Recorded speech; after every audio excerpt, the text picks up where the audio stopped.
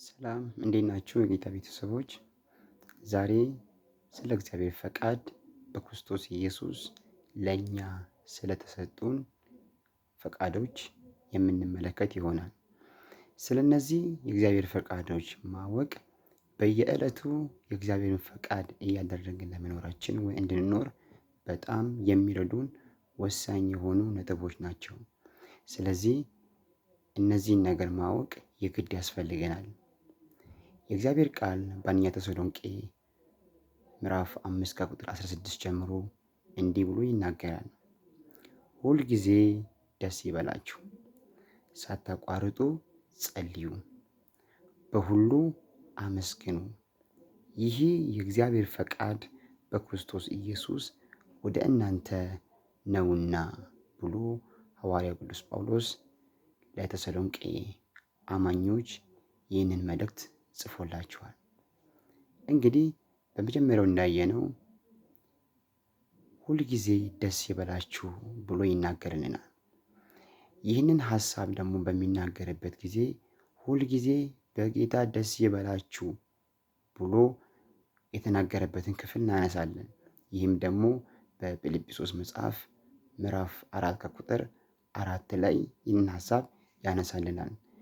ሁልጊዜ በጌታ ደስ ይበላችሁ፣ ደግሜ እምላለሁ ደስ ይበላችሁ ብሎ ለፊልጵስዩስ አማኞች ይህንን መልእክት ጽፎላቸዋል። ስለዚህ አንደኛው እና የመጀመሪያው የእግዚአብሔር ፈቃድ በክርስቶስ ኢየሱስ ወደኛ የሆነው በጌታ ደስ መሰኘት፣ ይህም ደግሞ አንድ ጊዜ ብቻ ሳይሆን ሁል ጊዜ በጌታ ደስ መሰኘት። የእግዚአብሔር አምላካችን ስም ለዘላለም የተመሰገነ ይሁን።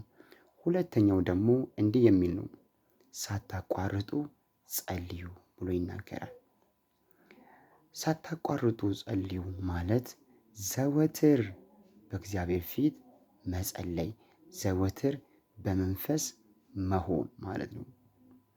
ሁልጊዜ ከእግዚአብሔር ጋር በጸሎት መገናኘት አለብን ማለት ነው። ጸሎት የአንድ ጊዜ ወይም የተወሰነ ሳምንት የተወሰነ ወራትን ብቻ ጸልየን የምንተው ሳይሆን አንድ ቀን እንኳን ሳንተው ሳናቋርጥ የምናደርገው የየዕለት ተግባራችን ነው። መጽሐፍ ቅዱስ በሉቃስ ወንጌል ላይ ምዕራፍ 18 ላይ ሲናገር ሳይታክቱ እንዲጸልዩ ይህንን ምሳሌ ነገራቸው ብሎ ይናገራል። ስለዚህ አንደኛው ያለመታከትም ጭምር ነው። ሳያቋርጡ መጸለይ ያለብንም ሳንታክትም ጭምር ልንጸልይ ዘንድ ይገባናል። በሦስተኛ ደረጃ የእግዚአብሔር ፈቃድ በክርስቶስ ኢየሱስ ወደ እናንተ ነውና ብሎ ጳውሎስ ከተናገረው ሐሳብ ውስጥ ሦስተኛው ምን የሚል ነው? በሁሉ አመስግኑ ብሎ ይናገርላቸዋል። ስለዚህ እኛም ዛሬም የእግዚአብሔርን ፈቃድ ለማድረግ የምንወድ የእግዚአብሔርን ፈቃድ ዕለት ዕለት ለመፈጸም የሚረዱን እነዚህ 3 ነጥቦች በጣም በሕይወታችን ውስጥ ያስፈልጉናል። አንደኛው እንግዲህ በመጀመሪያ እንዳየነው ሁል ጊዜ ደስ ይበላችሁ፣ ሁል ጊዜ በጌታ ደስ ይበላችሁ። ሁለተኛው ደግሞ ሳታቋርጡ ወይም ሳታክቱ ጸልዩ። በሦስተኛ ስለ ሁሉ አመስግኑ፣ ስለ ሁሉ በሁሉ አመስግኑ፣ ይህም የእግዚአብሔር ፈቃድ በክርስቶስ ኢየሱስ ወደ እናንተ ነውና። እነዚህ ነገሮች ቢበዙልን፣ እነዚህ ነገሮች በሕይወታችን ሲኖሩልን በየዕለቱ የምናደርገውን የእግዚአብሔርን ፈቃድ እንድናደርግ ዘንድ በጣም የሚረዱን መሰረታዊ ነገሮች ናቸው።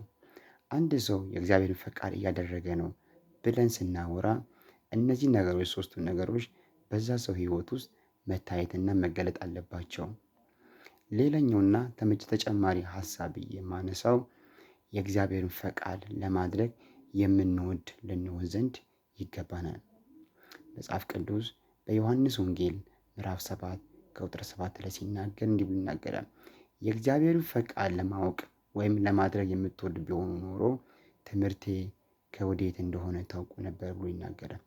ኢየሱስ እሱ ያስተምረው ትምህርቱ ከወዴት እንደሆነ ለማወቅ የሚረዳቸው አንደኛና ወሳኙ ቁልፉ ነገር የእግዚአብሔርን ፈቃድ ለማድረግ ብትወዱ ኖሮ ብሎ ነው እነዚህ ጥያቄን የጠየቃቸው። እግዚአብሔር አምላክ ይርዳን፣ ፈቃዱን እንድናደርግ በፊቱ እነዚህ 3 ነገሮች እና ተጨማሪ ነገሮች ደግሞ ፈቃዱን መውደድ ማድረግን እንድንወድ ዘንድ እግዚአብሔር አምላክ ይርዳን። ተባረኩ። መልካም ጊዜ